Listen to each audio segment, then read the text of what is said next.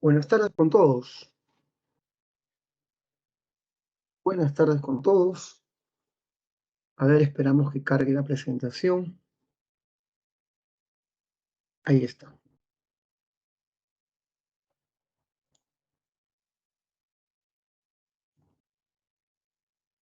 Ujú. Listo, grabamos el origen de la clase y ahora sí empezamos. Buenas tardes con todos. Vamos a empezar con la primera parte de nuestra clase, que son ideologías del siglo XIX. Hoy hacemos 5 temas. 5 temas. No es mucho. Si lo comparamos con las semanas anteriores, donde teníamos que hacer entre 9 a 12 temas. Así que hoy vamos a estar más tranquilos. Vamos a explicar de manera profunda ciertas cosas. Así que iniciamos. ¿No? Buenas tardes con todos. A lo tuyo, Rocío. Muy bien. Bueno, ideologías del siglo XIX. En el siglo XIX surgen, se desarrollan ciertas ideologías que van a ser muy influyentes en el desarrollo político de Europa de Occidente. Estas ideologías son el liberalismo, que es de origen burgués, el conservadurismo, que es de origen noble, el nacionalismo, el socialismo, el anarquismo. Hablaremos de estas ideologías. Empecemos con el liberalismo. El liberalismo nace en Inglaterra. Su padre John Locke, en Inglaterra, y su padre John Locke. El liberalismo es la ideología que defiende las libertades individuales, defiende al individuo frente al Estado, frente al gobierno. El liberalismo, hijo mío, se caracteriza en el plano político por oponerse al absolutismo y a la concentración del poder en un solo individuo. Los liberales promueven la división de los poderes del Estado en poderes autónomos y que se regulen entre sí. Montesquieu había propuesto una tripartición de los poderes. Montesquieu es ilustrado, tiene ideas liberales. La tripartición de los poderes, la división de los poderes estatales, es una propuesta liberal en lo político. En lo jurídico, en el plano de las leyes, los liberales sostienen que el Estado debe respetar los derechos naturales de las personas. ¿Cuáles son esos derechos naturales? Básicamente 3. El derecho a la vida, a la libertad, y el derecho a la propiedad. Son los 3 derechos naturales que ellos consideran inalienables, es decir, inherentes e irrenunciables a la condición humana. ¿eh? Nadie puede ir en contra de esos derechos. Por otro lado, debes saber que otra característica del liberalismo en el plano económico es el libre comercio. Una economía sin regulación estatal, una economía de mercado, sin monopolios, sin intervencionismo, sin medidas prohibicionistas, un marco jurídico que respete la propiedad y que el Estado únicamente sea el garante de la libre competencia. Las propuestas de Adam Smith y de David Ricardo, ¿ya? En el plano social, los liberales promueven eliminar los privilegios estamentales, acabar con el régimen jurídico particular y establecer la igualdad ante la ley, la igualdad de todos los hombres ante la ley, la igualdad jurídica. Estas son las propuestas liberales a grandes rasgos, hay muchas más, pero esas son sus principales propuestas en lo político, jurídico, social y económico. El líder del liberalismo francés en el siglo XIX es este hombre llamado Adolfo Thiers, el líder de la facción liberal, y él es famosísimo por haber llamado a la Revolución Francesa de 1830. La Revolución Francesa del 30 fue llamada, convocada por Adolfo Thiers, líder de la facción liberal de este país. Chicos, expliqué el liberalismo. ¿Se entendió? Pregunto, ¿se entendió? ¿Cómo vamos? Verifiquen si se está entendiendo esto del liberalismo.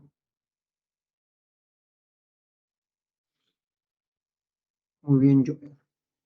Si se entendió y quieres que uno siga, escribe go, yes, lo que sea.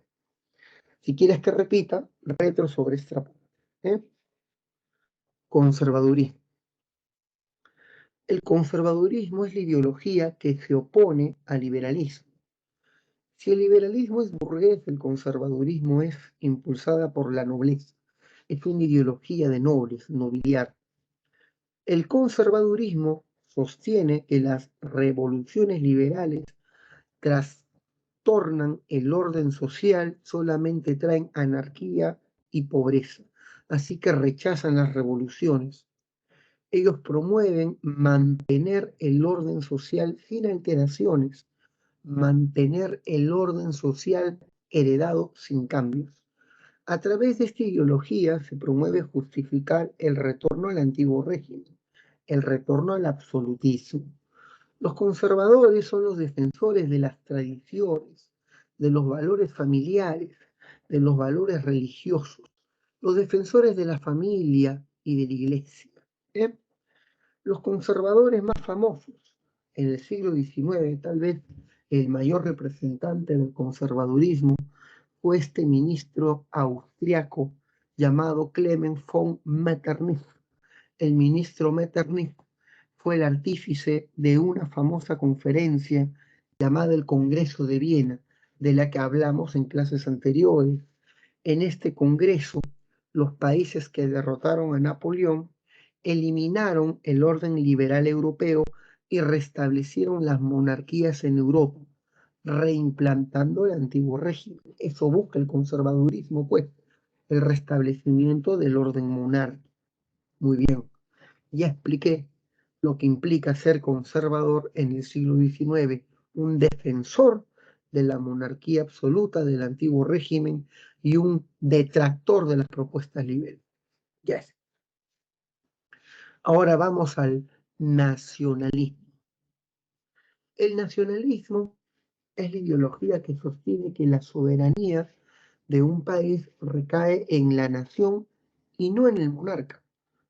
La soberanía no es patrimonio de una dinastía familiar de reyes. La soberanía recae en el pueblo, en la comunidad cultural unida por ciertos vínculos que le otorgan identidad. ¿Cuáles son esos vínculos? La raza, la lengua, la historia y el folclore. La raza. Los alemanes se van a unir en base al elemento etni. Somos descendientes de los germanos. Es más, ellos se caracterizan por pertenecer a este grupo indoeuropeo, los alemanes y su raza. Los italianos y la lengua. Los italianos tienen la bella lengua italiana, toscana, siciliana, derivada del latín. Esta es la lengua italiana, la lengua de Dante Alighieri, dicen ellos. La historia también es importante al configurar la identidad de un pueblo. Los italianos se creen descendientes de Roma y el nacionalismo peruano también se basa en una identidad de ser descendientes de los incas. En el extranjero, cuando piensan en el Perú, piensan en los incas y en Machu Picchu. El folclore, las costumbres compartidas. En el caso italiano, su literatura, su poesía, la ópera es de origen italiano, su comida. En el caso peruano, nuestra comida y nuestro folclore otorgan identidad. Si un pueblo está unido por historia, raza, lengua y tradición, es una nación. Y toda nación tiene derecho a formar su propio Estado independiente. A esto se le llama derecho de libre determinación. ¿Cómo es posible, dicen los italianos, que siendo una nación, Italia esté fragmentada en 8? Italia estaba partida en 8. Italia estaba fragmentada en 8 estados. Y 6 de esos 8 estados eran gobernados por príncipes austriacos. ¿Cómo puede ser que población austriaca gobierne Italia? Italia es una nación y debe formar un estado soberano. El hombre que promueve esto se llama Giuseppe Mazzini, padre del nacionalismo italiano. Italia debe unirse, tener un rey italiano, Víctor Manuel, rey de Piamonte. Él debe ser nuestro monarca y la capital debe ser Roma. Estos hombres que están acá, Camilo Benso, el ministro, Mazzini, el ideólogo, Víctor Manuel, el rey, y Garibaldi, el guerrillero, estos 4 hombres son los que van a promover la independencia italiana de Austria y van a unificar el país con Roma como capital. El Papa fue expulsado de Roma y Roma fue nombrada capital del Estado italiano. Ellos son los padres de la Italia moderna, son los integradores, son referentes del nacionalismo en ese. Chicos, ya expliqué el nacionalismo. Pregunto, ¿se va entendiendo? Hasta ahí, ¿todo claro? Hasta ahí, ¿todo claro? Muy bien, ya está. Ahora pasamos al socialismo. ¿Eh? Ya saben, yo necesito de mis imágenes de jovencitas coreanas o de cualquier jovencita bonita para estimularme y poder dar lo mejor de mí. ¿eh? Yo creo que de más viejito voy a ser como el maestro Roche. Muy bien, sigamos, sigamos. Bueno, los perritos también me animan, son bonitos. Muy bien, el socialismo. Eso, no, pues eso no me estimula, amigo Jean-Pierre. Ay, Dios mío, me la bajas bien feo, me la bajas horrible. Muy bien. El socialismo, hijo mío, es la ideología que considera injustas las relaciones sociales dentro del capitalismo. Denuncia la explotación obrera proletaria dentro de ese sistema y exige un justo reparto de la riqueza. El socialismo se divide en 2 generaciones, utópicos y científicos. Los socialistas utópicos, también llamados románticos, surgen en Francia. Los socialistas científicos, también llamados comunistas, son de Alemania. El socialismo utópico considera que se debe acabar con el flagelo de la pobreza y la explotación, pero a través de medios pacíficos, la persuasión, el ejemplo, rechazan la violencia.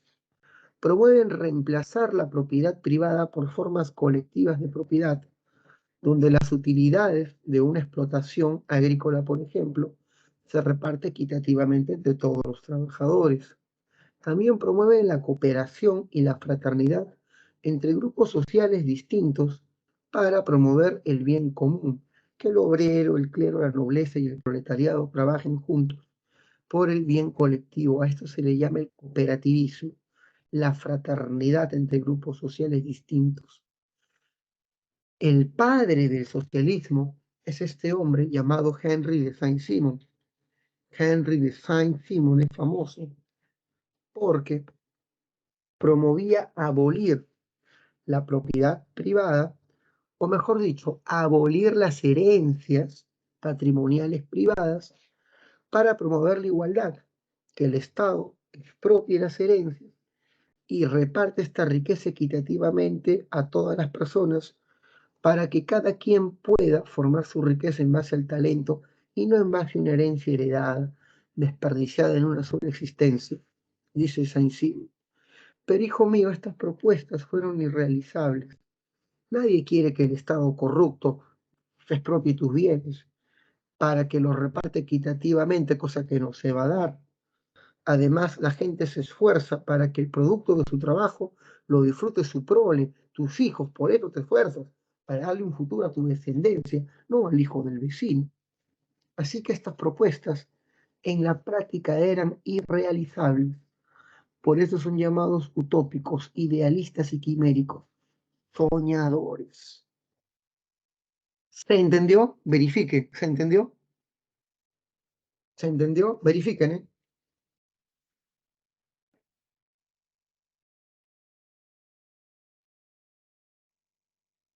Ya está. Los socialistas científicos se hacen llamar así porque utilizan los métodos de dos ciencias, la historia y la economía. Pero no vayan a pensar de que el socialismo científico es una ciencia, es una ideología que se reviste de argumentos científicos, pero no es una ciencia, es una ideología más, ¿eh? Es una doctrina ideológica y de ahí no pasa. El marxismo, como también se le llama el socialismo científico, también se le llama comunismo, sostiene que a lo largo de la historia existen modos de producción. Estos modos de producción, esclavismo, feudalismo y capitalismo, se caracterizan por presentar dos grupos disímiles, una clase oprimida y una clase dominante, y que estas clases a lo largo de la historia se confrontan y tienen relaciones de hostilidad, no de cooperación. Amos versus esclavos, plebeyos versus patricios, siervos versus señores feudales, estado llano versus nobleza y clero. Las relaciones de estos grupos son de lucha, y cada vez que un grupo oprimido derroca al grupo opresor, hay evolución social, se extienden los derechos y las reivindicaciones. Así que el motor de la historia es la lucha de clases y las revoluciones son las parteras del progreso social. Según el marxismo, en la actualidad, en el mundo capitalista, hay dos clases que inevitablemente se van a enfrentar, burguesía versus proletariado. No hay forma de conciliación, porque el burgués vive de la plusvalía. ¿Y qué es la plusvalía? Es el trabajo no remunerado al obrero. El empresario retribuye al obrero con un salario mínimo para reproducir su existencia, condenándolo a la miseria. Lo que debe hacer el obrero es una revolución armada, no hay formas pacíficas de emancipación.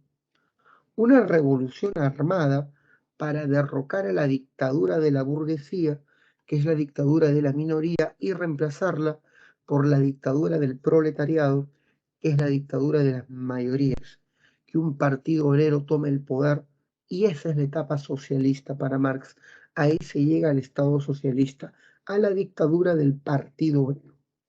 Una vez que este partido obrero tome el poder, el partido debe eliminar la causa de la pobreza. ¿Y cuál es la causa de la desigualdad según el marxismo? La propiedad privada. La propiedad privada debe ser eliminada y la sociedad de clases quedará abolida. Cuando lleguemos a una etapa sin clases y de perfecta igualdad, llegamos a la etapa comunista. Así que el comunismo, yo, mi perrita tiene pesadillas. Así que el comunismo serán las pesadillas del perrito, ¿no? Soñarán que uno se va sin darles de comer, o soñará con garrapatas gigantes, qué sé yo, pero lloran. Muy bien, sigamos, ¿eh? ¿En qué me quedé? O soñarán que le están poniendo las vacunas. Bueno, debes saber que eh, Marx sostiene que el socialismo o la dictadura del Partido Socialista, la dictadura del proletariado, es el preámbulo al comunismo. El comunismo sería la etapa sin clases sociales de perfecta igualdad, producto de la abolición de la propiedad. Muy bien. Listo, hijo mío, expliqué lo que es el marxismo. Nos conviene aprender porque es la ideología oficial del partido que hoy nos gobierna. El partido que hoy nos gobierna, Perú Libre, es abiertamente marxista, leninista y mariateísta. Así que tienes que aprender de esta ideología y ya depende de ti si estás a favor o en contra. La PRE no se mete en estos asuntos, expone las ideologías y que cada quien siga su camino. Muy bien, ¿eh? El anarquismo. Ujú. La hoz y el martillo es el símbolo de la revolución socialista rusa, es el símbolo de los soviets, por si acaso, ¿eh? Muy bien. El anarquismo es la ideología que promueve la destrucción del Estado y toda institución que ejerza opresión y restrinja la libertad individual. Los anarquistas dicen, dictadura del proletariado es una dictadura y en fin al cabo. El problema es emancipar a todas las clases sociales de la dominación, y para eliminar la dominación se tiene que destruir al Estado, al gobierno organizado por instituciones, eliminar el ejército, la iglesia, el sistema educativo, entre otras cosas. Las sociedades liberadas del Estado podrán autogobernarse a sí mismas, convirtiéndose en comunas de autogestión. Comunas de autogestión. El hombre que difundió el anarquismo es este ruso llamado Mijail Bakunin, el profeta de las ideas anárquicas, sin Estado, sin ley, sin Dios, ni patria, ni Dios, ni amo, es el grito del anarquismo. El hombre que difundió el anarquismo en el Perú se llama Manuel González, por si acaso. Y el anarquismo llevado a la música se llama punk, el anarcopunk. Hay grupos de punk en el Perú, Ni Voz Ni Voto, Cementerio Cruz, Los Aeropajitas, 6 voltios. Pero si escuchas a Bad Bunny y compraste la entrada a sus conciertos, no tienes que saber nada de esto. No creo que sepas nada de esto. Muy bien. Sigamos. Revoluciones liberales del siglo XIX. Hasta ahí, chicos, ¿se entendió todo? ¿Se entendió todo? Muy bien. Hay grupos que no he escuchado, yo, hay grupos que no he escuchado. Muy bien. Listo, sigamos. Por cierto, ¿dónde están mis coreanas? ¿Dónde están mis coreanas, ¿Dónde están mis coreanas, por Dios? Muy bien, sigamos. Revoluciones liberales del siglo XIX. Tampoco pase, pues, eso ya es mi abuelo. ¿Qué clase de grupo es ese? Ay, por Dios. Ay, por Dios. ¿Qué es eso? ¿Qué es eso, Dios mío? Muy bien, digamos. Pasemos rápidamente a las revoluciones liberales del siglo XIX. Bueno, ya que no hay coreanas, vamos a dictar desanimados y con tristeza. No me hago responsable por mi falta de ánimo y de estimulación. Muy bien.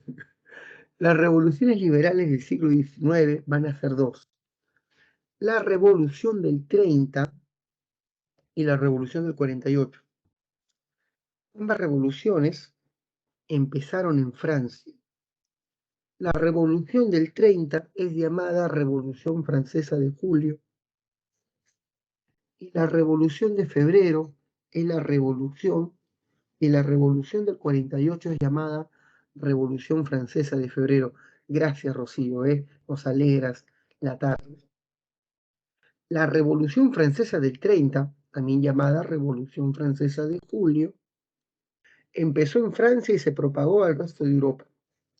Se propagó a Polonia, a Bélgica, a Alemania e Italia. Y tú dirás, ¿por qué? Se propagó a Bélgica porque Bélgica quería liberarse de Holanda, separarse de Holanda. Se propagó a Polonia porque quería liberarse de Rusia. Alemania estaba partida en 39, el país era llamada Confederación Germana, y los alemanes quieren unificarse y formar un nuevo Reich, un nuevo imperio. Por eso se van a rebelar. Y los italianos, partidos en 8, querían liberarse de Austria e impulsar su unificación. Así que estas son las revoluciones liberales. Son revoluciones burguesas y a través de estas revoluciones la burguesía busca derrocar los regímenes monárquicos, despóticos y absolutos y establecer gobiernos liberales burgueses. Estas revoluciones van a ser inspiradas, por si acaso, van a ser inspiradas en dos ideologías poderosas, el liberalismo y el nacionalismo.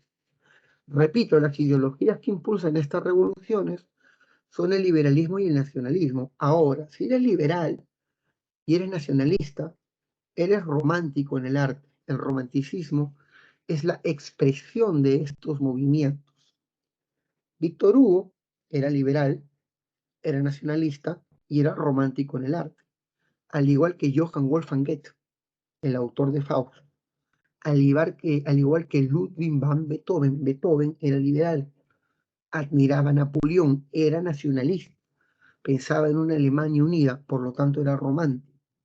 Sus composiciones románticas como eh, la Quinta Sinfonía, la Novena, la Heroica, Claro de Luna, son grandes composiciones románticas. Ludwig van Beethoven. Expliqué de Beethoven en la clase anterior y un chibolo me dijo, profe, ese no era un perro grandazo, no te pases. ¿Eh? Muy bien. Bueno, ya, sigamos. La revolución de 1830 estalló para derrocar al gobierno de Carlos X. Carlos X es el último monarca de la dinastía de Borbón en Francia, el último Borbón. Este pillo, este truán, quería restablecer el absolutismo a través de un paquete de leyes llamadas las ordenanzas gloriosas. Con estas leyes quería restablecer la monarquía absoluta. Perdón, ¿qué estoy hablando? Las ordenanzas de Julio. Otra vez, Carlos X implantó un paquete de leyes llamadas las ordenanzas de Julio, también llamadas ordenanzas de Saint-Cloud, porque fueron emitidas en esta ciudad. ¿Qué decían las ordenanzas de Julio? Decían que la Cámara de Diputados, que era la Cámara burguesa, quedaba eliminada. Las ordenanzas de Julio eliminaban la libertad de prensa para cortarle la lengua a la crítica liberal y modificaban la ley electoral marginando a la población burguesa de las votaciones, terribles leyes que buscaban el retorno al antiguo régimen. ¿Qué dijeron los liberales? Ñanga, revolución.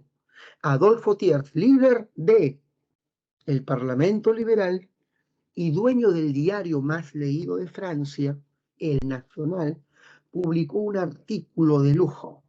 El artículo se llamaba El pacto se rompió. Suena reggaetón, ¿verdad? A una canción de Plan B.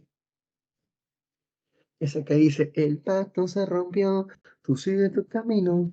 Esas canciones chéveres. Pero bueno, sigamos. Cuando Adolfo Thiers llamó a la revolución con este título, El pacto se rompió, en el diario El Nacional, hacía referencia a la ruptura del pacto social de Rousseau. ¿Qué decía Rousseau? Si un rey atenta contra su pueblo, se vuelve tirano. Así, Jean-Pierre. Y todo tirano tiene que ser derrotado con una guerra justa. ¿Qué decía Adolfo Thiers? El rey ayer se convirtió en un tirano, atentó contra nuestros derechos individuales. Este rey ya no es rey. Nuestra obligación de obedecer terminó. Pueblo de Francia, abre los ojos por el futuro de tus hijos y por la nación, una vez más, a las armas, una vez más, a la revolución, una vez más, a la lucha. Y el pueblo le hizo caso. El pueblo salió a las calles y luchó contra el gobierno tirano durante 3 días, 27, 28 y 29 de julio, las 3 jornadas gloriosas. El país se llenó de pólvora y sangre. El rey tuvo que abdicar, renunciar, así como renunció Merino tras las marchas de los jóvenes del Bicentenario. Se establece un gobierno provisorio y se decide darle el poder a Luis Felipe. Luis Felipe era primo del rey, era noble. Luis Felipe de Orleans. Pero Luis Felipe había sido ganado por ideas liberales. Era un hombre con ideas liberales y prometió una constitución para el país. Y bien fue nombrado rey como Luis Felipe I, promulgó la Constitución de Julio. Fue llamado por ello el rey ciudadano, el rey burgués, por su pensamiento liberal. Francia evita el restablecimiento del absolutismo y adopta un gobierno monárquico constitucional. Esas son las consecuencias. Esta pintura famosa se llama La libertad guiando al pueblo. Esta mujer de grandes pechos representa a Francia y a la libertad se llama Marianne. ¿Por qué tiene grandes pechos? Son los pechos con los que nutre la madre Francia a la nación. Este hombre es un burgués, este es un obrero, este es un estudiante. Esta pintura es una alegoría a la unión de la nación francesa por la libertad, una pintura clásica del romanticismo francés en referencia a las 3 jornadas gloriosas de la Revolución del 30. Acabé con la clase de Revolución Francesa del 30. Ahora paso a la Revolución Francesa del 48. Chicos, ¿se entendió todo hasta ahí? ¿Se entendió?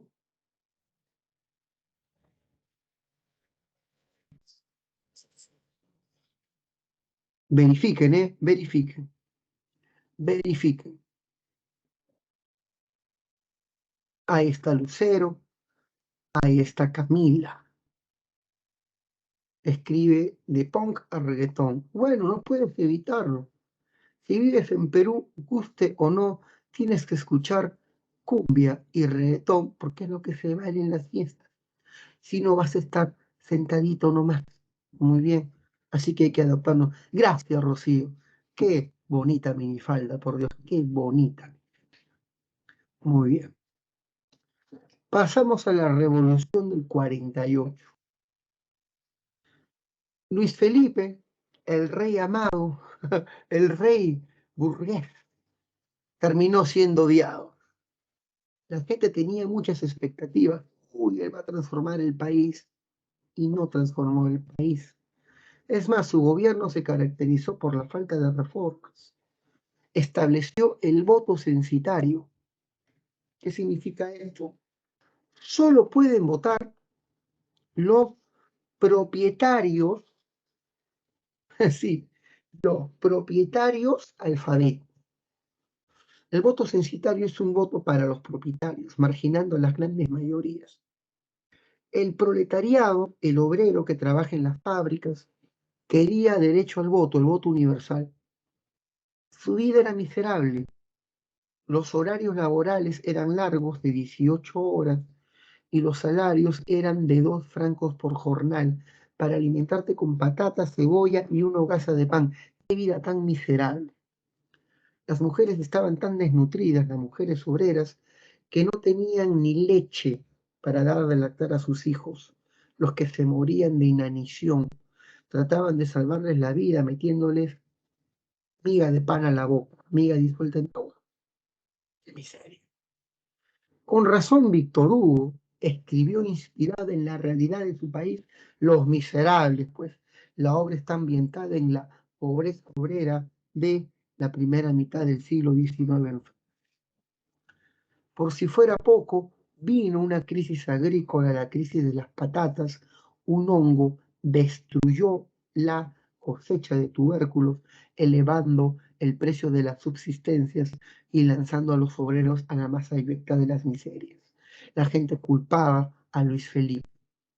Y la oposición decía, la monarquía es un fracaso, tenemos que ser una república. Francia debe ser una segunda república.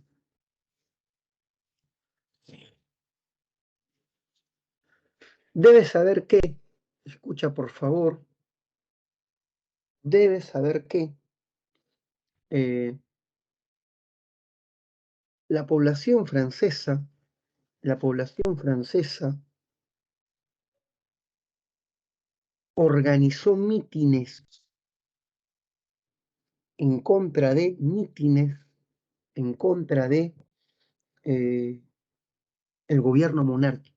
La oposición creaba grandes mítines y leían discursos contra la monarquía. Al rey no le gustó y prohibió dichas reuniones políticas. Pero la oposición siguió reuniéndose. ¿Dónde, profesor? En locales. Alquilaban locales, decían que iban a realizar banquetes, comilonas. La gente pagaba una entrada para poder comer alimentos en estos locales. Luego cerraban la puerta y hacían su mitin político a puerta cerrada. Los líderes de oposición se reunían, leían discursos contra el gobierno y planificaban la caída de la monarquía. Disfrazaron sus mítines de banquetes públicos. El rey se enteró de esta campaña de los banquetes y prohibió su realización. El banquete público más esperado, donde los líderes de la oposición más famosos se iban a reunir, fue clausurado. El rey envió al ejército, capturó a los organizadores, clausuró el local y prohibió el ingreso a la gente. Cuando se prohibieron los banquetes públicos, que eran mítines políticos soterrados en realidad, el proletariado protestó, salió a las calles y se enfrentó al ejército en una famosa plazuela. En una famosa calle llamada la calle de los Capuchinos, los obreros y el ejército se enfrentan. El resultado son más de 18 muertos, una masacre del ejército sobre el pueblo desarmado. La gente furiosa agarró a los obreros muertos, los colocó en carroza y los fueron a pasear por los barrios más bravos de París. La gente dijo: este maldito rey nos traicionó, mató a su gente, es un tirano y no lo vamos a obedecer.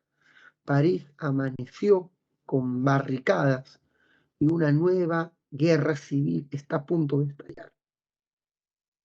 Luis Felipe entendió que su tiempo terminó, renunció al gobierno antes de empezar la guerra y abdicó.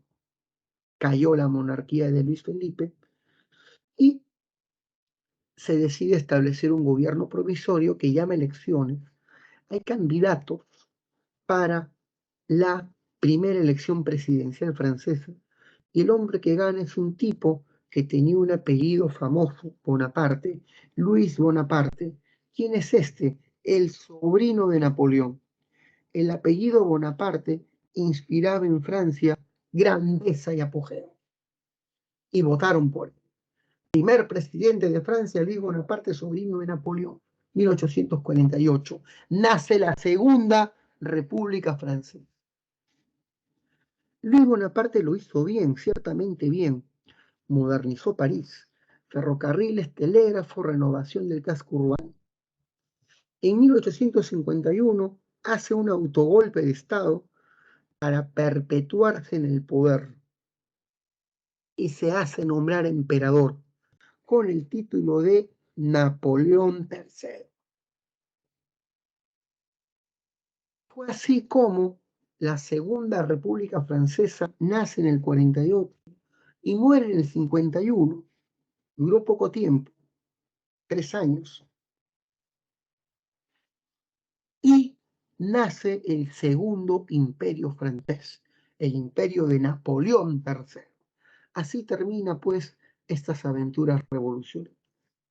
Chicos, ¿se entendió todo hasta ahí? Pregunto, ¿está claro? Una retroalimentación, ¿eh? La revolución del 48 derrotó al último monarca de Francia, Luis Felipe I de Orleans. La causa política fue la falta de reformas, la causa social es la miseria obrera, la causa económica es la crisis de las patatas, la mayor demanda es el voto universal. El detonante de la revolución se dio cuando Luis Felipe prohíbe la realización de los banquetes públicos y los obreros son masacrados en la calle de los Capuchinos. Ante el estallido de la violencia, Luis Felipe abdica y se funda la Segunda República Francesa, gobernada por Luis Bonaparte, primer presidente del país, que en el 51 hace un autogolpe y se designa emperador, naciendo el Segundo Imperio Francés, el de Napoleón III. Ya está. Expliqué la del 48. Leonardo me dice ¿Cuáles son las causas de la Revolución del 30? Una nomás. El deseo de Carlos X por restablecer el absolutismo, la amenaza del restablecimiento del absolutismo, a través de las ordenanzas de Julio u ordenanzas de Saint-Cloud. Ya está. Muy bien. Pasamos a la segunda revolución industrial. ¿Dónde están mis coreanos? Ya, pues no se pase. Ya.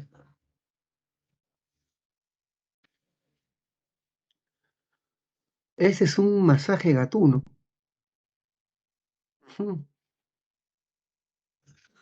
Eso. Muy bien.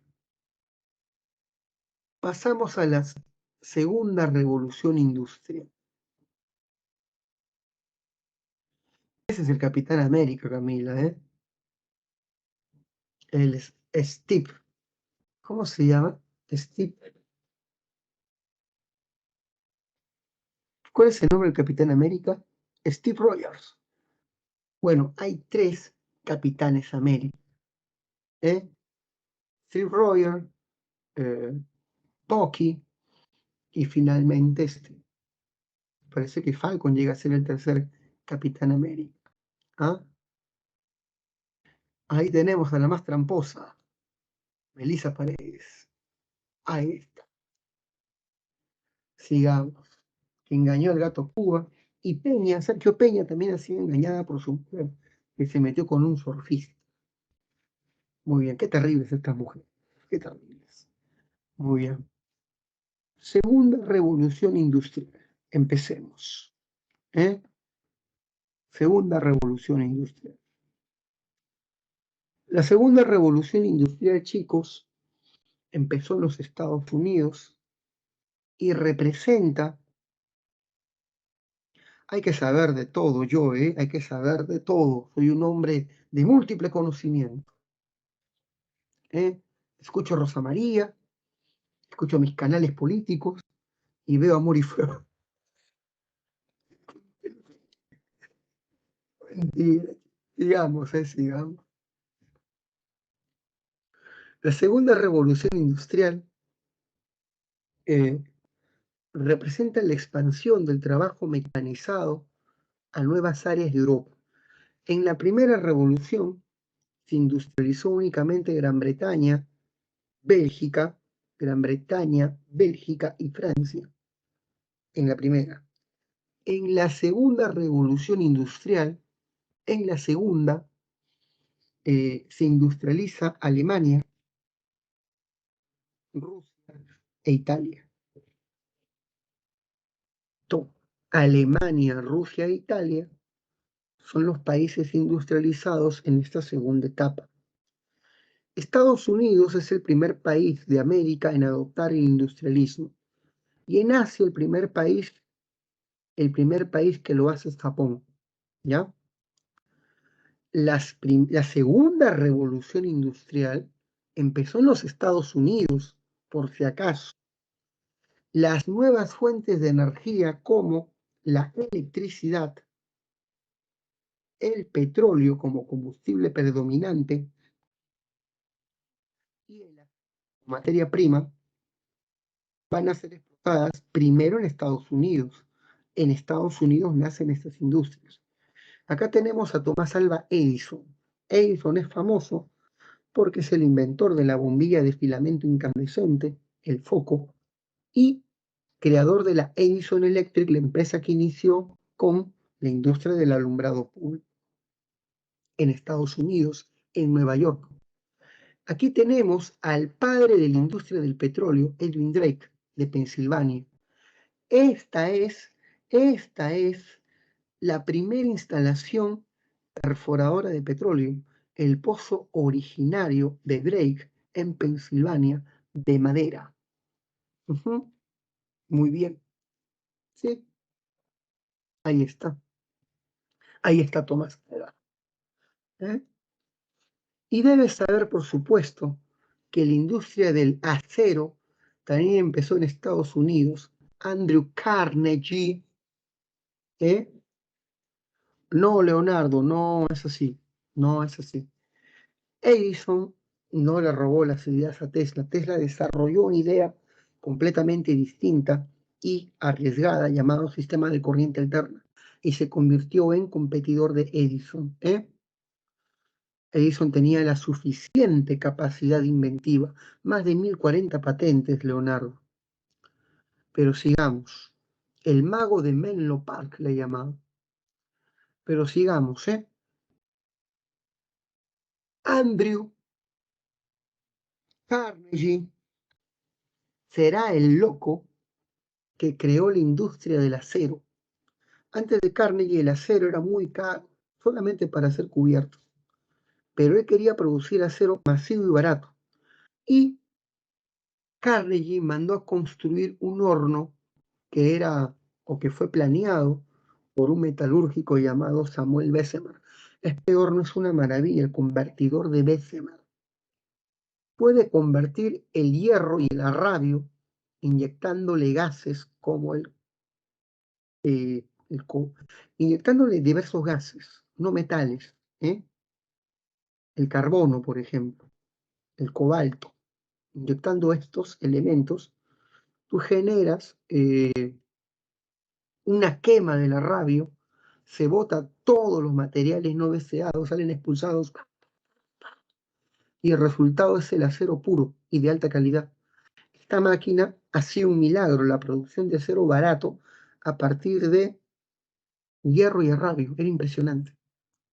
Con eso nace la Carnegie Steel y nace la industria del acero.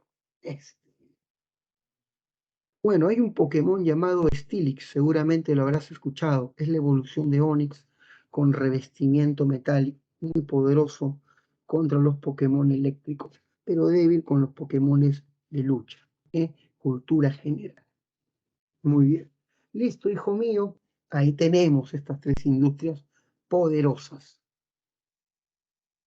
¿Qué diferencias hay entre la segunda y la primera revolución industrial, aparte de las nuevas fuentes de energía, aparte de las nuevas áreas industrializadas?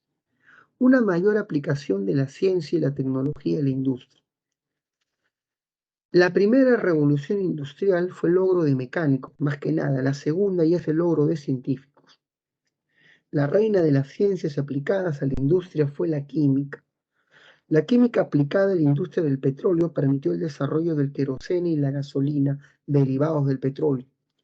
La química aplicada a la industria automotriz permitió la vulcanización del caucho y el origen de los neumáticos. La química aplicada a la industria eléctrica permitió crear los electrolitos y ácidos que permitían el funcionamiento de las baterías. La química aplicada a la agricultura permitió el desarrollo de la urea y de los fertilizantes artificiales. O sea, en la segunda revolución hay una mayor aplicación de la ciencia a la industria, de la ciencia a la industria. No es casualidad que en esta época aparezcan los modelos atómicos de Dalton, Rutherford. Muy bien. Pasemos a otra característica. Hegemonía de Estados Unidos y de Alemania.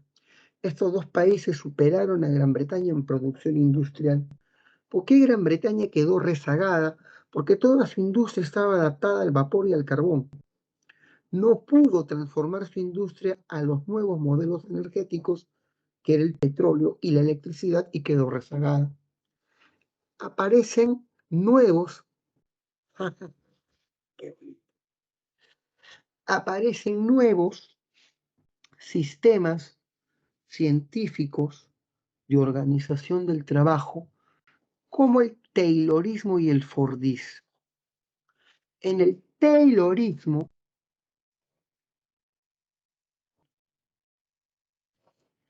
Taylorismo, el trabajo va a ser organizado en funciones especializadas. El obrero va a trabajar solamente en un área de la producción, solamente en un área. El obrero se queda parado en su sitio y los insumos llegan a él a través de una correa transportadora. A esto se le llama cadena de montaje. El obrero tiene un tiempo cronometrado para ensamblar su producto bajo la vigilancia de un supervisor. El sistema de cadena de montaje implementado por Richard Taylor en su fábrica de motores hizo que el tiempo de producción de un motor disminuyese considerablemente de 18 horas a 8 horas de producción que bestia. Se reducen los costos, se acelera la producción, se incrementan las utilidades. El Taylorismo fue el primer sistema científico de organización del trabajo. Se entendió, chicos, ¿no? Sin embargo, este sistema fue mejorado por Henry Ford, el fabricante de automóviles en Detroit, la Ford Motor. Un automóvil se producía sin cadena de montaje en más o menos, demoraba mucho un automóvil, demoraba días.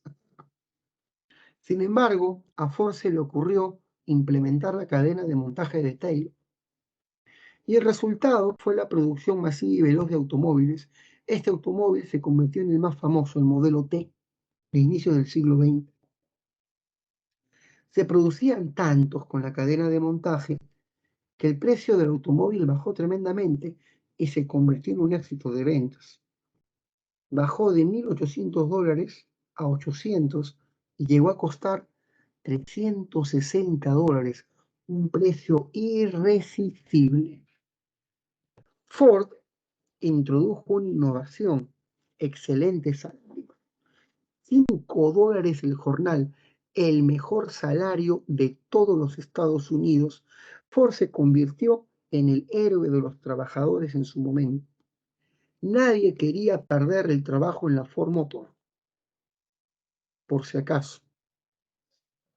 Trabajadores muy disciplinados, muy puntuales, todos querían hacer horas extras. El resultado fue que Ford fue un mosca. ¿Por qué le subió los salarios a sus trabajadores? No solamente para una mejor entrega y disciplina, sino que el obrero, una vez que había cubierto todas sus necesidades, adivina qué se compraba. Se compraba su carrito y Ford convertía de manera estratégica a su empleado en cliente, ampliando el mercado automotriz. Un mosca Ford. Muy bien, ese es el Fordismo, que, a diferencia del Taylorismo, incluye mejoras salariales para la expansión del mercado de ese producto. Tesla y Edison se enfrentan en la guerra de las corrientes. Tesla es de origen serbio, impulsó el sistema de corriente alterna y se enfrentó a Edison, que impulsó el sistema de corriente continua. A esto se le llamó la guerra de las corrientes. Edison, para desprestigiar a Tesla, inició una campaña para convencer a la opinión pública que el sistema de corriente alterna era muy peligroso, que iba a terminar incendiando Nueva York y que traería solamente muerte y zozobra. Es más, inventó un artefacto que use corriente alterna para asustar a la gente, la silla eléctrica, inventada en esta coyuntura. Y Edison electrocutó a un elefante públicamente. Al elefante lo iban a sacrificar por haber matado a su amo. Lo pisó en un circo y condenan a muerte por el elefantito y le llenan de electrodos y lo zancochan vivos. Y Edison dijo, ¿vieron? El sistema de corriente alterna solo trae muerte. Dios mío, qué tapa tan bruta. Pero al final, sí, pobre Dumbo. Al final ganó Tesla, ganó el contrato por la construcción de la central hidroeléctrica de las cataratas del Niágara. Debió haber muerto rico y famoso, pero murió pobre, enfermo y solo. ¿Por qué? Ya volvió ya. No era un hombre de negocios, lo estafaron. Se quedaron con sus acciones, lo defraudaron sus socios, y quedó pobre y despojado. Ser un genio intelectual no tiene que ver nada con tu destreza en los negocios. Son hombres muy ricachones, son hombres muy hábiles en las cuestiones financieras, pero poco inteligentes en términos de ciencia, tecnología y humanidades. ¿eh? El hombre más rico de Estados Unidos no era el hombre más inteligente, claro que no, era el hombre más hábil en los negocios y despiadado también, John Rockefeller, por si acaso. Muy bien. Se dice que los hombres de negocios exitosos contratan a gente más inteligente que él. Ese es su secreto. Muy bien. Listo. La industria petrolera tiene como mayor representante a Rockefeller, dueño del Standard Oil. Este hombre, por supuesto, anda estudiando para que te contrate un hombre que hará dinero con tu talento. Pero su talento es hacer empresa, los emprendedores, el emprendimiento. Ahí está la rica plata, como nuestro gran César Acuña, un emprendedor, plata como cancha, ¿eh? Bueno en los negocios. ¿Para qué? Pero no muy inteligente. Sus frases célebres nos alegran la vida y se convierten en memes. Muy bien. Bueno, sigamos, ¿eh? El famoso John Rockefeller es recordar las camas sucias, maravilloso, maravilloso. En vez del partido morado, el partido moreno es el mejor. Una persona es lo más importante para ser feliz, es la felicidad, o algo así dijo, pero es maravilloso. Muy bien, bueno, sigamos. El famoso John Rockefeller, a través de mecanismos que hoy llamaríamos abusivos, hizo quebrar a su competencia, a través del cártel, hizo quebrar a su competencia, la despojó de sus empresas y absorbió el 98% de los pozos petroleros de Estados Unidos, dominó el 98% del mercado del crudo, creando el monopolio más monstruoso del petróleo que jamás haya existido, el Standard Oil, convirtiéndolo en el hombre más rico de la historia, John Rockefeller. La industria farmacéutica fue desarrollada por Edward Jenner, creador de la vacuna. La primera vacuna, hijo mío, es la vacuna contra la viruela. Jenner advirtió que las mujeres que ordeñaban a las vacas no se enfermaban de viruela. Algo tenían las vacas que salvaban a la gente, desarrollaban una especie de anticuerpo, el pus vacuno. ¿Qué hizo entonces Jenner? Sacó el anticuerpo de las vacas y lo inocula a los seres humanos y así nace la vacuna, se llama así por las vacas. Así que respeta a las vaquitas que nos salvaron de las grandes epidemias.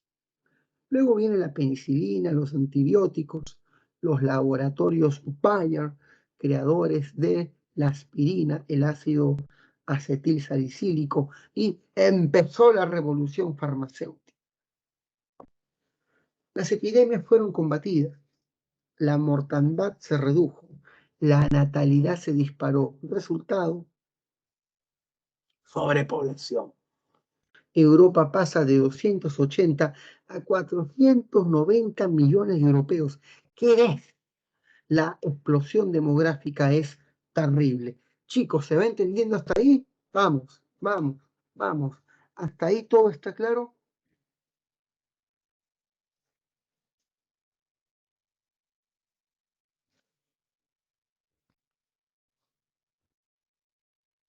O ya se murieron, creo que ya se murieron, ¿eh? Muy bien, gente poderosa. Tenemos que ser poderosos. Muy bien. Listo. La industria de la aviación fue desarrollada por los hermanos Wright, dos fabricantes de bicicletas, pero que montaron un motor diésel sobre un planeador. Crearon un sistema de vuelo y van a realizar el primer vuelo sostenido autopropulsado y controlado de la historia, creando la industria de la aviación. 5 tazas de maca y 3 panes con huevo. Jean-Pierre, estás poderoso, como yo. Bueno, yo ayer no dormí muy bien, me dormí recién a las 4:30 de la mañana. Estoy con insomnio. He tenido que tomarme este veneno para poder aguantar. Si no, no aguantaba. Muy bien. Sigamos, estoy con insomnio, chicos, no sé qué más. Soy un hombre nocturno, soy una gárgola, como decía ese reggaetón en mis épocas cuando bajaba hasta el suelo. Muy bien, sigamos. Bueno, ahí están las grandes industrias. Debes saber que en la segunda revolución aparecen nuevas formas de organización empresarial, aparecen los monopolios. Monopolios. Muchas empresas comienzan a hacer colisiones para hacer quebrar a la competencia. Aparecen los cárteles, que es una forma ilegal de derrotar a la competencia, por eso es que fueron prohibidos. Y aparece el holding. Muchas empresas comienzan, ahí está, ya me animé, ya me animé, ya me animé. Ay, ay, ay, qué bonita, ¿eh? Por eso es que aparece el holding, donde una empresa compra acciones de otras para controlarlas a la distancia. Luego aparecen los trusts. Así que los grandes monopolios industriales son consecuencia de la segunda revolución industrial. Un dato curioso para despertarnos. Adivina quién compró la empresa eléctrica de Edison, de Tesla, y terminó comprándose la empresa de Carnegie, JP Morgan. JP Morgan se compró la empresa de Edison, de Tesla, de Carnegie, muebles, bancos, y fue llamado el señor Monopolio, Mr. Monopoly, uno de los grandes empresarios de Estados Unidos, John Pierpont Morgan. Su rostro quedó inmortalizado en ese jueguito llamado Monopolio, el viejito bigotón, ¿sí? Que aparece en el juego Monopolio, es uno de los grandes magnates norteamericanos, John Pierpont Morgan, señor Monopolio. Muy bien, entonces tú dices, los monopolios son de la segunda revolución industrial, ahí aparece el viejo Monopolio. Muy bien, dato curioso. Estalla la crisis de 1873. Esta crisis fue desatada por la sobreproducción industrial. Se produce más de lo que el mercado puede consumir. Hay un exceso de oferta. Las empresas quiebran porque los precios se derrumban y no pueden vender ni recuperar sus utilidades. La empresa despide a sus empleados.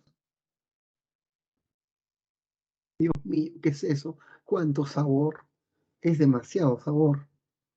Bueno, las empresas despiden a sus empleados y el empleado despedido no compra, comenzándose una parálisis comercial. Así que la sobreproducción dio origen a una crisis en Estados Unidos y que se expandió al mundo, llamada el Gran Pánico de 1873. El Gran Pánico es la primera crisis mundial del capitalismo que afectó al planeta entero, incluso al Perú. Ya veremos la siguiente clase cómo esto afectó al Perú.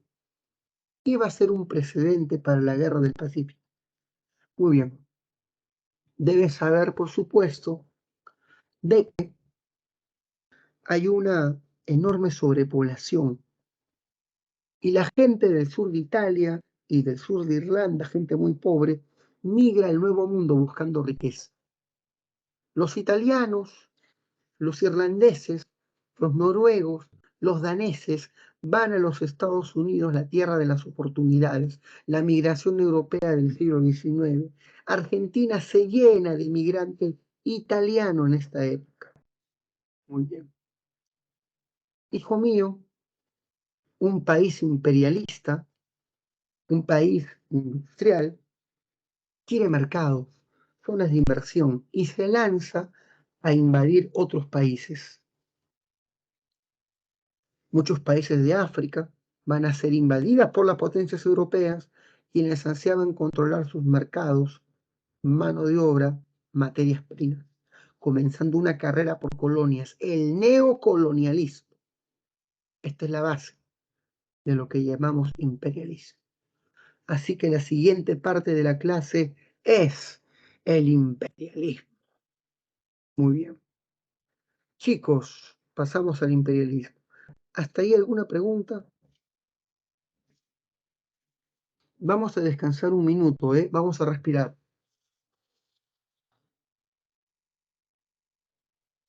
Un minuto de descanso. ¿Les parece? Un minuto de descanso. Hay que respirar. ¿Les parece?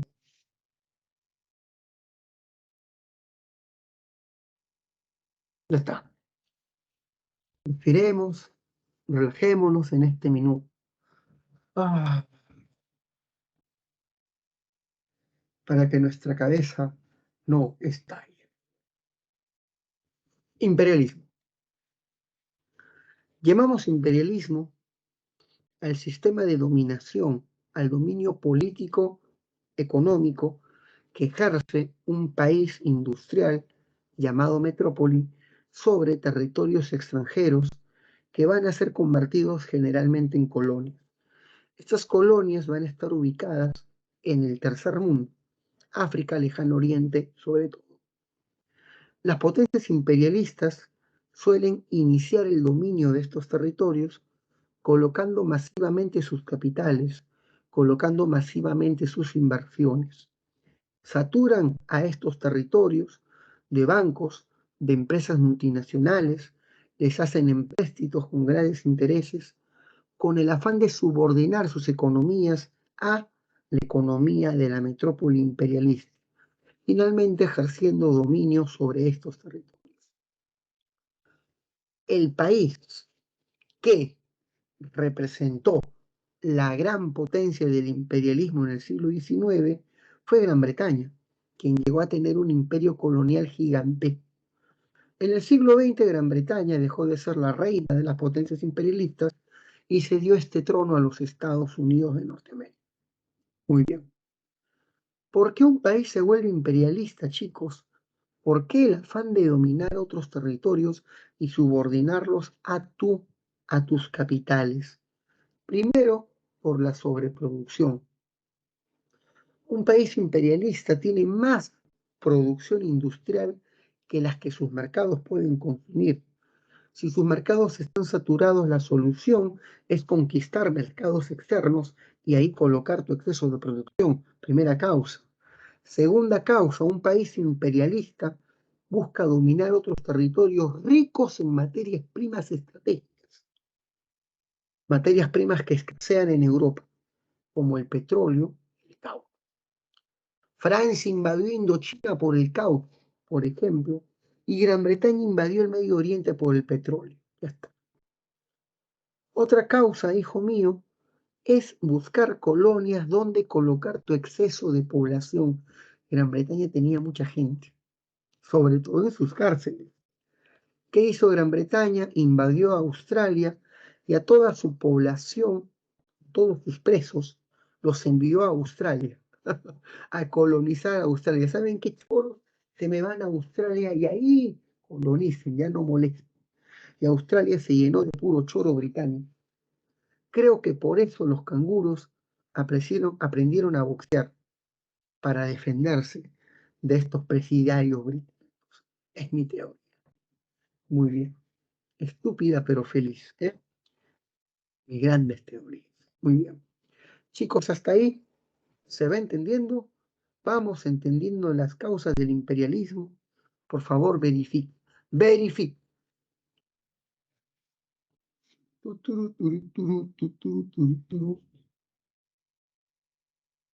Verifiquen si estamos siguiendo la clase. ¡Ga! Muy bien. Debes saber de que muchos países justificaron su dominio imperialista con una teoría racista llamado el darwinismo social. Las ideas científicas y legítimas de Darwin fueron interpretadas tendenciosamente por teóricos racistas para justificar el dominio de Europa y de la población blanca sobre el mundo. Según el racismo científico, los europeos dominan el planeta porque son biológicamente superiores por selección natural. Su raza crea civilización, ciencia y progreso. Los demás pueblos biológicamente inferiores están mejor vinculados al trabajo laboral. Son los músculos que necesita la raza superior europea para poder avanzar en la civilización humana. Estamos haciéndole un favor a estos pueblos bárbaros de África, de colonizarlos, civilizarlos, llevarles el progreso y que ellos puedan salir de la barbarie. En esta caricatura, propia de un diario inglés de la época, se ve al colono europeo siendo defendida por la civilización, representada por esta mujer blanca, luchando contra las hordas nativas africanas que llevan la bandera que dice barbarie. Así que los europeos se miraban a sí mismos con la misión de civilizar al mundo, dirigir al planeta hacia el progreso a través de la invasión y colonización. ¿Se entendió? Este es el racismo científico. Y los españoles se la creyeron. Hasta el día de hoy, los partidos de ultraderecha española, como Vox, sostienen que estos pueblos nativos americanos tuvieron la suerte de ser invadidos por España, quien los llevó al progreso y al avance. Y nos llaman de manera despectiva los sudacas, así nos llaman los racistas en España. Muy bien. Nos hicieron el favor de sacarnos del estado de barbarie y llevarnos al progreso. Muy bien. Sigamos, sigamos. ¿Se va entendiendo, chicos? El darwinismo social o darwinismo científico. Alemania es un país que se unificó en torno al año de 1870. Antes de este año no había Alemania. Lo que existía era la Confederación Germana, formada por 39 estados. Dentro de estos 39 estados destaca Prusia. Prusia es el corazón de Alemania moderna. El rey de Prusia, Guillermo I, desea ser emperador y confía en la misión de unir a los estados alemanes a su canciller, este hombre que está acá, Otto von Bismarck, el canciller de hierro. Bismarck dice, ¿cómo unir a los 39 estados alemanes fácil? A través de guerra, que la guerra y la amenaza externa nos una, y promovió 3 guerras. Las guerras hicieron que los estados alemanes se sientan inseguros, sientan que para poder supervivir tenían que unirse a Prusia y formar un estado centralista y unificado, y lo logró. En torno a 1870, todos los príncipes alemanes deciden renunciar a su soberanía y cedérsela al rey de Prusia, que se convertiría en emperador con el título de Kaiser.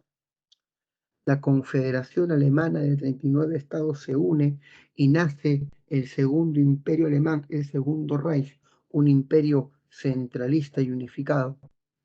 Guillermo es emperador y ha nacido la Alemania moderna, Alemania moderna, cuyo padre es Bismarck, por supuesto. Desde Berlín, Bismarck propone establecer reglas para la colonización de África, hacer el reparto africano. Y África se reparte de la siguiente manera, según lo visto en el mapa en la conferencia de Berlín.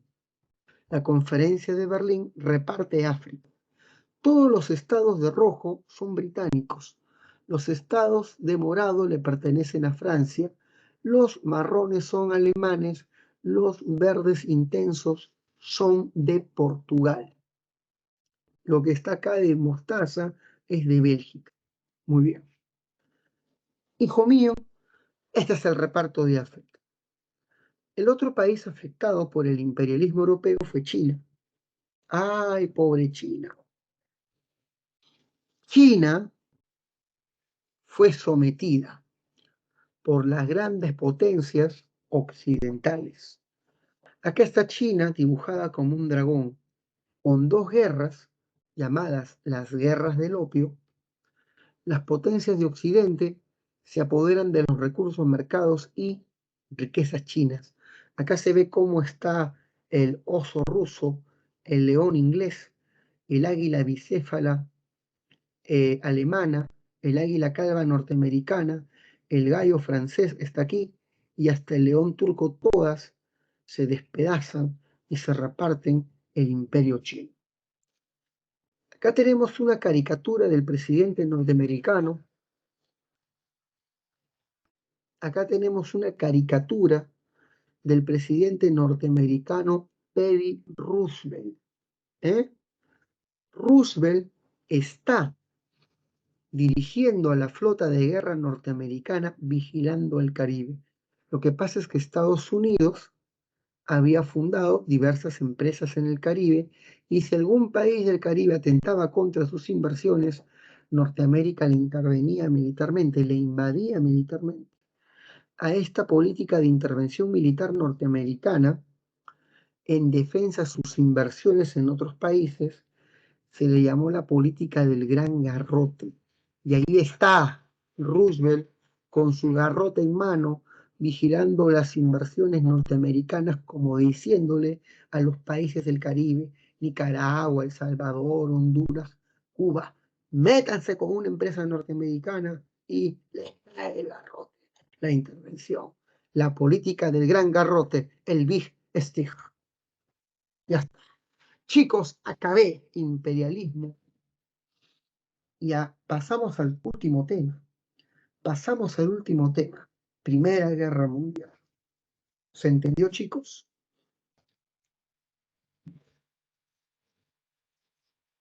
¿Se entendió? Pregunto.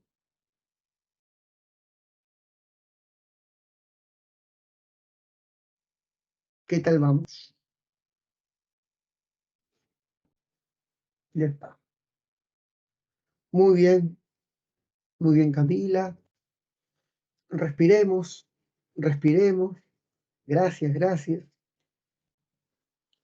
Ah, esas son las trincheras de la Primera Guerra Mundial, amigo Joe Arroyo.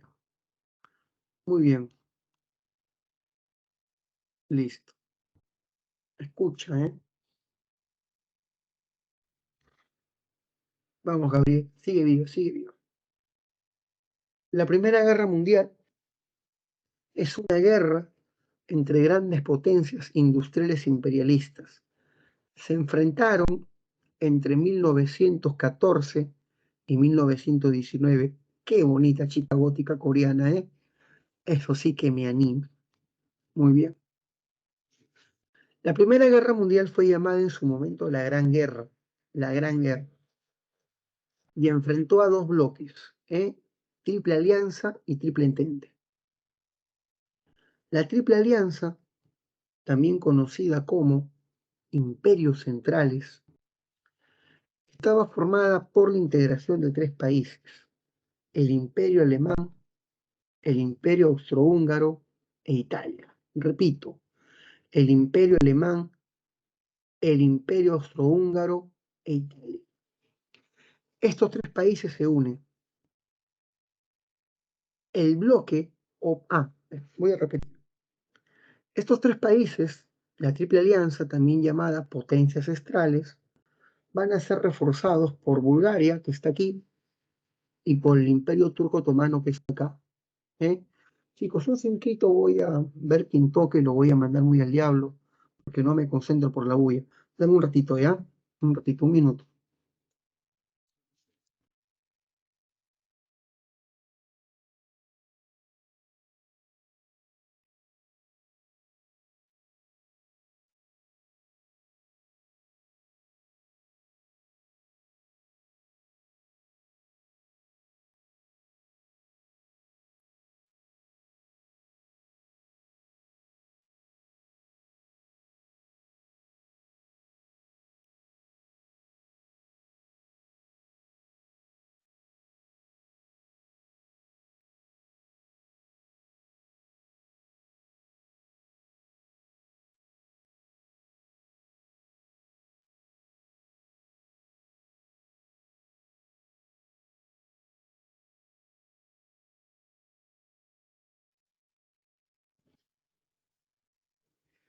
Ya chicos, ahora sí, seguimos, ¿eh?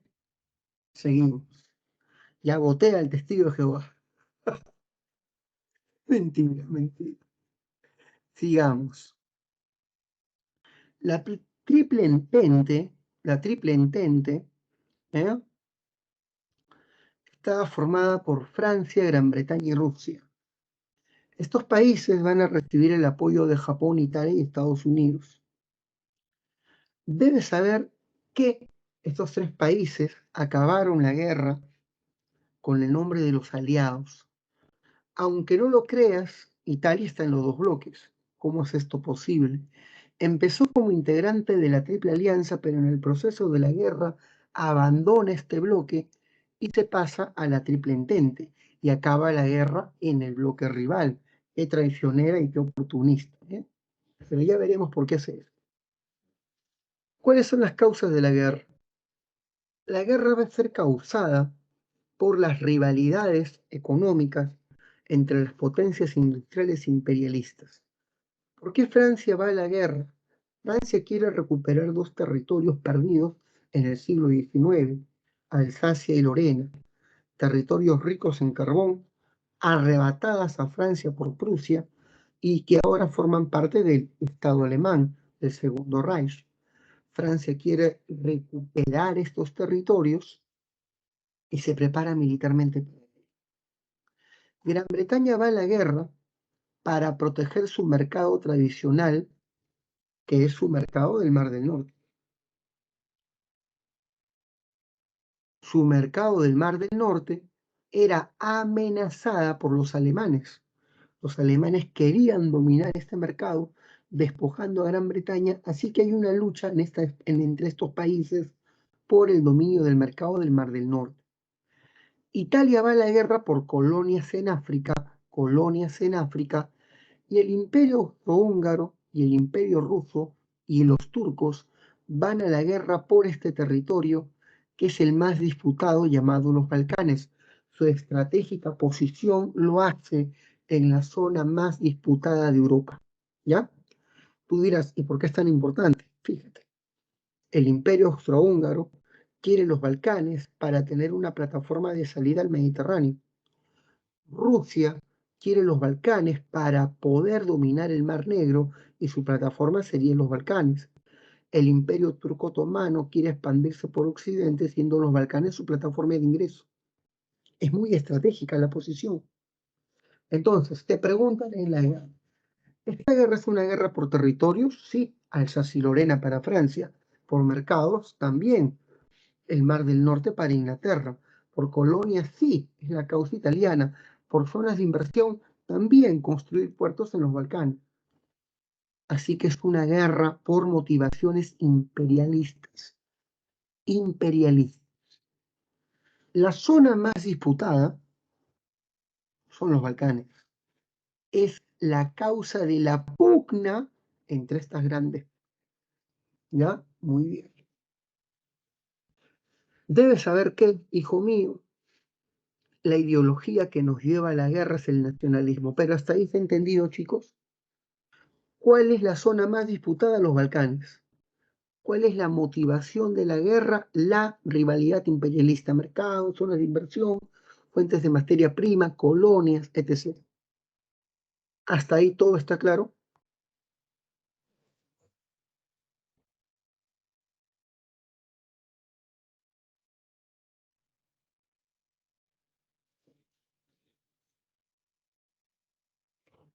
Muy bien. Listo. ¿Cuál es el detonante de la guerra? Escucha. Esta zona que está acá, fíjate, esta zona que está acá, los Balcanes, tiene dos países hermanos, Serbia y Bosnia.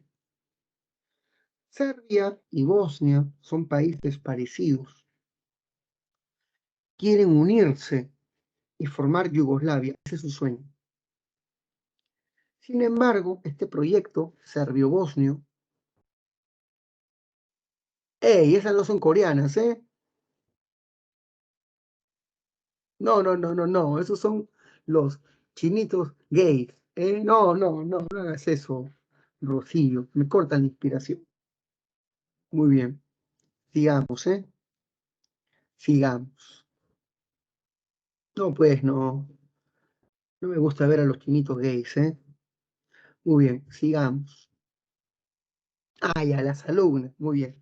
Igualdad de género, por favor. Igualdad de género. Igualdad de paridad, paridad. Queremos hoy en día. Muy bien. Sigamos. ¿Dónde quedó el gusto por los machos, lomo plateado, como Schwarzenegger, como Van Damme, como Sylvester Stallone, como Chuck Norris? No, hoy le día le gustan los chicos delicados que se visten de rosa, con ositos y cosas de hombre débil, ciertamente, de niño débil y consentido. ¿Dónde quedó la virilidad? Por Dios, ¿dónde quedó? Muy bien, ¿eh? Muy bien. Ahí está, ese es un hombre de verdad, como bien. Ahí está, por supuesto. Muy bien. Obviamente estoy haciendo un comentario sarcástico, Angel. Los tiempos cambian y las concepciones de belleza y de género también, ¿eh? Soy historiador, entiendo todo ello, por favor. Pero forma parte del sarcasmo y de la chacota de clase. Muy bien. Bueno, ya, sigamos, ¿eh? Sigamos, sigamos. Tienes que saber que, para que las chicas se estimulen, ¿eh? Tienes que Serbia y Bosnia quieren unirse para formar Yugoslavia, pero no lo van a poder hacer. En, no moléstese, no moléstese. En 1908, Austria invade Bosnia, frustrando el proyecto de integración de la Yugoslavia. Esto hace que los serbios, curiosos, creen un grupo nacionalista y que utiliza estrategias propias del terrorismo internacional, la Mano Negra. La Mano Negra es un grupo ultranacionalista serbio que odia al imperio austriaco y que pugna por la liberación de Bosnia.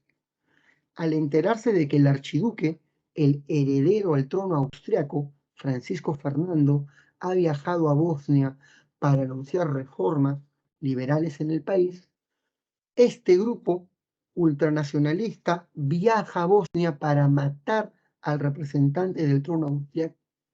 Este joven serbio de la Mano Negra, el que ultima al archiduque, dice incluso por qué lo está matando, por la unificación o la muerte, y le mete un balazo. Dentro de los comunicados de la Mano Negra siempre habían frases como ¡Viva Yugoslavia! ¡Viva la unión de Serbia y de Bosnia! ¡Muerte al imperialismo austrohúngaro! ¿Eh? Por la unificación o la muerte. ¿Qué ideología nos lleva a la guerra? La exaltación nacionalista. Es el nacionalismo el que nos arrastra a la guerra, chicos. Austria le declara la guerra a Serbia. Los serbios, oye, ¿por qué me declaras la guerra? Si la Mano Negra es un grupo terruco, ¿yo qué tengo que ver? Dice el gobierno austriaco. Es como que el MRTA, ya sé, es como que el militarizado partido Sendero Luminoso que está en el Brain mata a un funcionario brasileño y Brasil no quiere declarar la guerra. No tiene sentido, pues. Esto no lo hizo el Estado, lo hace un grupo terruco. De igual manera, el gobierno serbio, la monarquía serbia no tiene nada que ver, pero a Austria no le importa. Guerra contra ti, porque es el perfecto pretexto para anexar los Balcanes, ¿se entendió? La muerte del archiduque es un pretexto, la anexión de los Balcanes es la causa real para la declaratoria de guerra del imperio austrohúngaro. ¿Se entendió? Una cosa es el pretexto y otra cosa es la causa.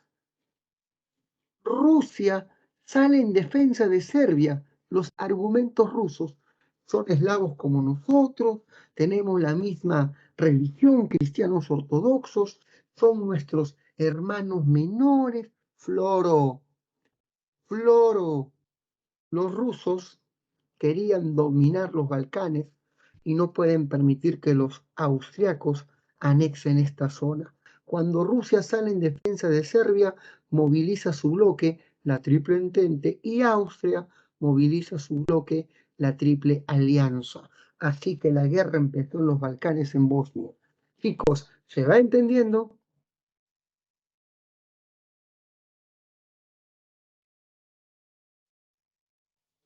Excelente.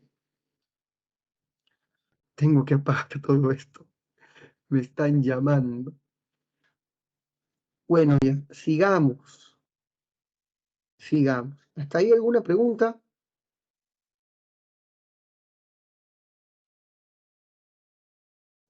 ¿Hasta ahí alguna pregunta, chicos?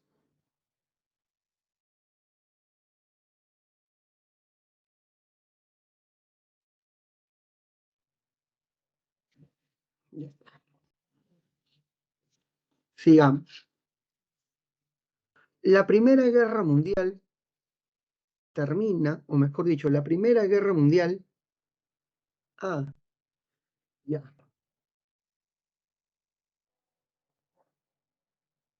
Listo. Chicos, disculpen que responda, el WhatsApp es mi padre. Tengo que estar muy atento a mi padre. Mi madre eh, murió hace poco por COVID. Bueno, hace algunos meses. Murió de COVID cuando no había vacuna. Mi padre está solito y está viudo, ¿eh? Y me llama para acompañarlo y tengo que estar muy atento a mi papito. Así que disculparán que responda a mi papito, ¿eh? Me van a disculpar. Muy bien, sigamos, ¿eh? La Primera Guerra Mundial se divide en tres momentos: movimientos iniciales, guerra de las trincheras, movimientos finales. ¿Eh? Sí. Uy, cómo yo amo a mi papá, lo amo demasiado. Ha sido un gran hombre. ¿Eh? Mi amigo, mi amigo. Muy bien, sigamos. ¿Eh? Movimientos iniciales. Debes saber que en la primera etapa de la guerra, Alemania se lleva la peor parte de la torta. Alemania tiene que pelear con dos países a la vez, con Rusia en Oriente y con Francia en Occidente. Tiene dos frentes. ¿Eh? Alemania pretende invadir Francia en apenas 6 semanas con una operación llamada el Plan Schlieffen, o el Plan Schlieffen, como pronuncian otros. Alemania planea lo siguiente: enviaremos un ejército distractor a la frontera francesa en Occidente, pero nuestro verdadero ejército invadirá Francia por el norte, atravesando Bélgica, país neutral. Este plan de invadir a Francia a través de Bélgica en menos de 6 semanas se llama el plan Schlieffen. Ahí está. Y los franceses cayeron redonditos, concentraron su defensa en la frontera y Alemania les cayó. Cuando estaban a 25 kilómetros de París, todo parecía perdido, todo parecía perdido, pero se inició una defensa heroica a orillas del río Marne. El general Joffre reúne un contingente de defensa mientras la población civil iban con sus automóviles a atraer a los soldados desde la frontera a la capital. Iban y venían como locos. París se salvó y a esto se le llamó el milagro de el milagro. Muy bien, ya tenemos una idea. Segunda idea, escucha, segunda idea. Debes saber que, escucha por favor, los rusos invaden Alemania, atacan con 200.000 hombres e invaden esta zona llamada Prusia Oriental. Alemania envía a sus mejores generales, Hindenburg y Ludendorff, a hacerle frente. Se dan dos batallas brutales: batalla de Tannenberg y batalla de los lagos Masurianos en el frente oriental, Rusia versus Alemania. Los ganadores son los alemanes. A pesar de que los rusos tenían más gente y la iniciativa, gana Alemania porque su ejército era tremendamente tecnificado.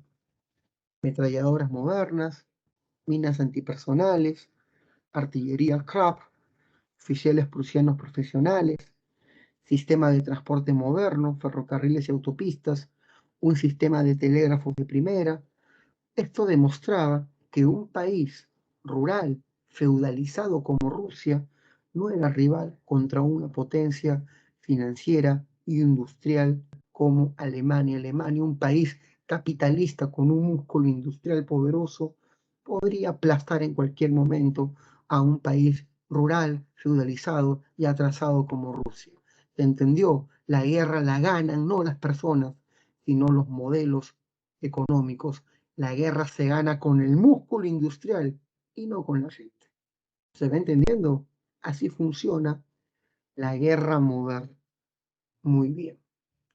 Las derrotas rusas causaron una crisis grande en este país, una crisis que derivará en una revolución. En 1917 estalla la Revolución Soviética, que derrotó al régimen monárquico ruso llamado el zarismo. Recordemos eso, ¿eh? El boom del caucho, estimada Rocío, se desarrolla en el Perú a finales del siglo XIX, antes de la Primera Guerra Mundial, por si acaso. ¿Eh? Muy bien. Sigamos. Debes saber que comienza la segunda etapa de la guerra, llamada la Guerra de las Posiciones o Guerra de las Trincheras. Los soldados se metían en estas zanjas para protegerse del ataque de la artillería enemiga. Recibían ataque de armas químicas, por eso tenemos que tienen máscaras antigases. La batalla más sangrienta de la Primera Guerra Mundial fue la batalla del Somme, donde los aliados intentan romper las trincheras alemanas en mano. Los alemanes, con sus armas modernas, metralladoras y minas, acribillan a la ofensiva aliada, pero de manera brutal.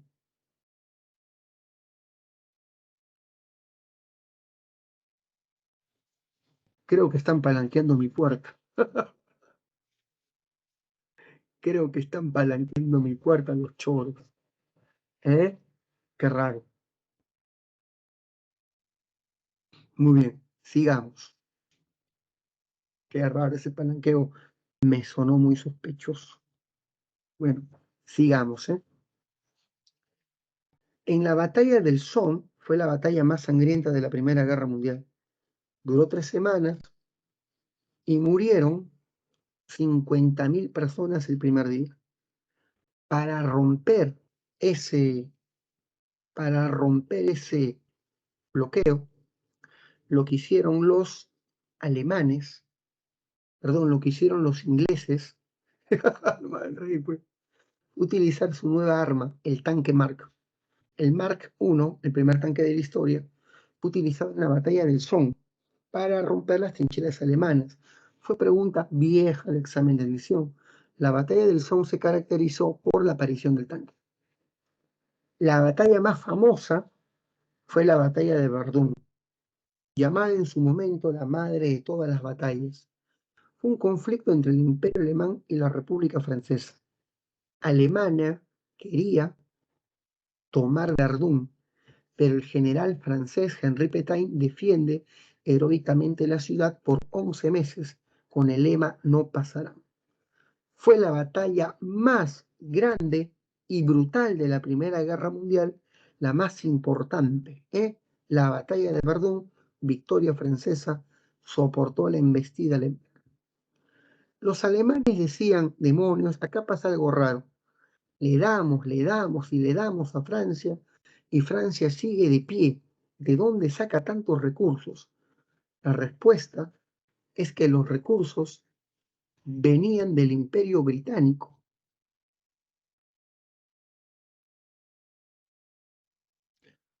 Chicos, eso está muy raro, ¿eh?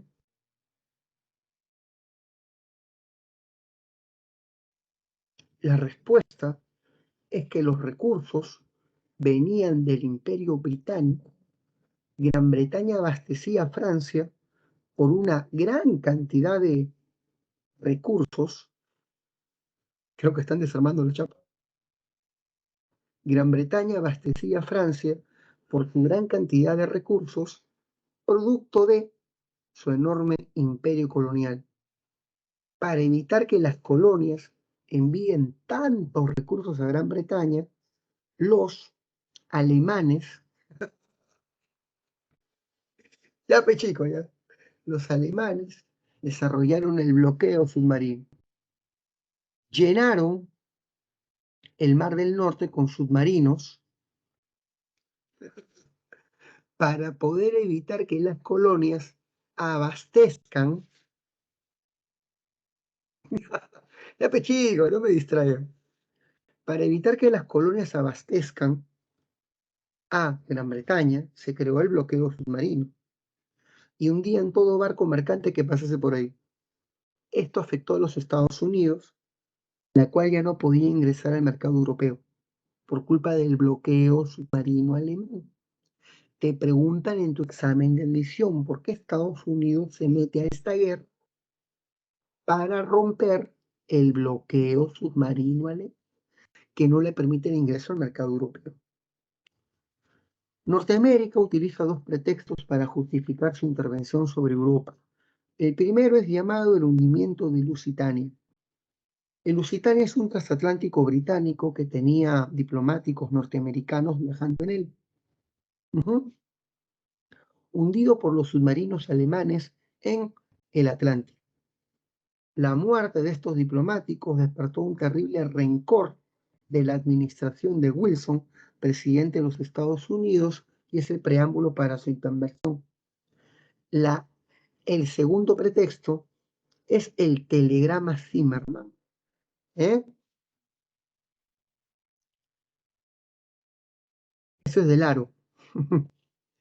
El telegrama Zimmermann es un telegrama enviado por los alemanes a la Embajada de México para persuadirlos de atacar a Estados Unidos y evitar que este país intervenga en América, anclar a los Estados Unidos por una guerra contra México, con apoyo alemán. El telegrama fue interceptado y los norteamericanos tienen el pretexto para intervenir, puesto que Alemania está promoviendo agresiones contra su país. Recuerda, la causa para que Estados Unidos se meta a la guerra es romper el bloqueo submarino alemán y los pretextos son dos: el hundimiento de Lusitania y el telegrama Zimmermann. Rusia se retira de la guerra por la revolución. La revolución. ¿eh? La revolución rusa estalló en el 17. Rusia se retira de la guerra firmando el Tratado de Brest-Litovsk. Italia se cambió de equipo. ¿Por qué? Lo que pasa es que los italianos querían acceder a los Balcanes y no pudieron, porque sus propias aliadas se lo impiden. Al ver que sus aliadas no le permiten el acceso balcánico, Italia abandona la Triple Alianza y se pasa a la Triple Entente. Por eso. Muy bien. Debes saber, hijo mío, de que pasamos ahora a la llegada de Estados Unidos. Estados Unidos envió más de 2 millones de soldados en menos de un año, reforzó el frente aliado y terminó derrotando a los alemanes, quienes son vencidos en la segunda batalla de Marne. La guerra acaba con el armisticio de Compiègne. Este armisticio pone fin al conflicto, fin de la guerra, y luego se firma la paz de Versalles. Con el Tratado de Versalles, Alemania será castigada de manera terrible. Tiene que pagar una indemnización y reconstruir Europa, como si ella solo hubiera sido la culpable de la Gran Guerra. Pierde la octava parte de su territorio, su imperio es desmembrado. Alemania pierde sus colonias, quienes pasan a la administración aliada, y su ejército queda reducido al mínimo de 100.000 efectivos. 4 terribles sanciones a Alemania. Aceptar estos términos equivalía al suicidio del país, como se ve en esta caricatura. Acá se puede ver a Alemania como el hombre con el torso desnudo, siendo enviado a la guillotina si es que aceptaba los términos del Tratado de Versalles. ¿Cuáles son las consecuencias de esta gran guerra. 20 millones de europeos muertos, 2 generaciones, hasta 3, de jóvenes sepultados bajo las tierras de las trincheras por esta guerra ridícula e irracional. La desintegración de grandes imperios. Se desintegra el imperio austrohúngaro, el alemán, el ruso, el turco otomano. Se convierten en repúblicas. En el caso ruso, se convierte en la Unión Soviética. Aparecen nuevos países. Resurge Polonia, surgen los países del Báltico, Lituania y Estonia, surge Checoslovaquia y en los Balcanes la Yugoslavia ha nacido. Nuevos países, fin de viejos imperios, 20 millones de personas muertas, y para evitar que el mundo vuelva a caer en una catástrofe, se decide crear un organismo que busque preservar la paz mundial, la Sociedad de las Naciones. Este organismo buscará preservar la paz y buscar salidas pacíficas a tensiones entre estados para evitar la guerra. Hijo mío, dictamos las claves. C, 2B. 3C, 4B.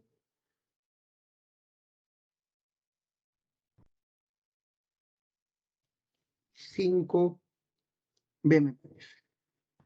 Sí, 5B.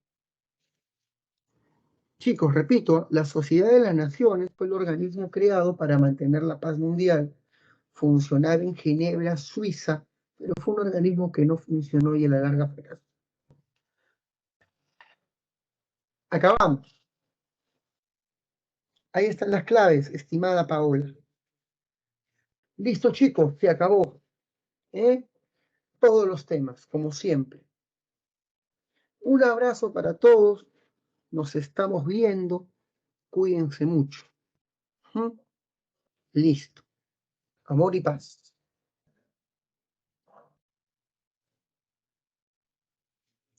Listo. Nos vemos.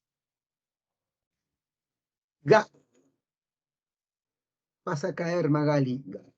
No.